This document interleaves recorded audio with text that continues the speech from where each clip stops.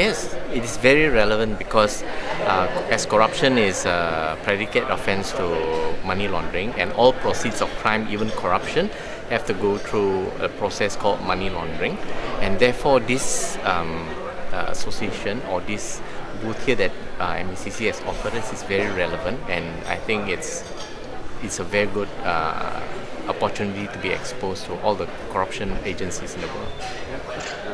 How do you find the corruption perception index? Is that relevant? Is it relevant? Is it judging fairly? I think in that aspect, because I believe it would be from the Transparency International, right? I think they have their own methodology in which they have come up with the TI index, and therefore in order to compare with the actual corruption in Malaysia, you have to compare apple to apple and orange to orange, rather than if you want to compare the TI, then you have to compare what is the ingredients that they have used against the ingredients, then you can compare.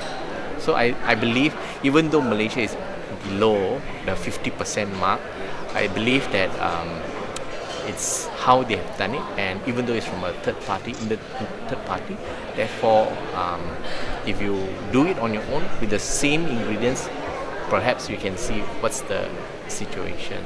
Yeah. How do you find Malaysia's initiatives to fight corruption? What is your opinion? Malaysia's initiative so far, I think it's been quite positive, and of course being in MACC, you're very important in fighting corruption, and most important is the prosecution side.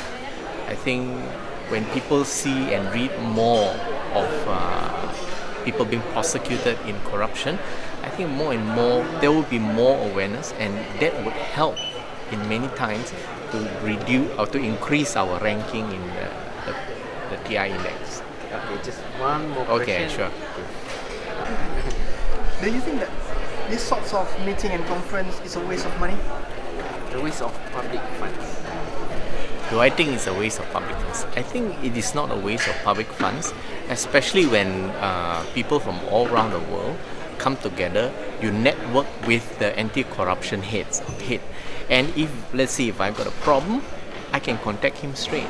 Yes. And that is maybe the informal channel we can use first to complete our investigation case, to get the informal information to complete our case. Then once it is completed, then we can ask officially through the MLA and other ways to get the information. I think it's the informal channels like meetings like this, it actually fosters the camaraderie among all the anti-corruption agencies, the heads, and even because over here also they have a lot of attorney generals around, so it actually fosters the relationship. And if, let's say, if I got a problem, I can contact with the person that I have met. That is very important. All right. Okay? Thank you very much. Okay.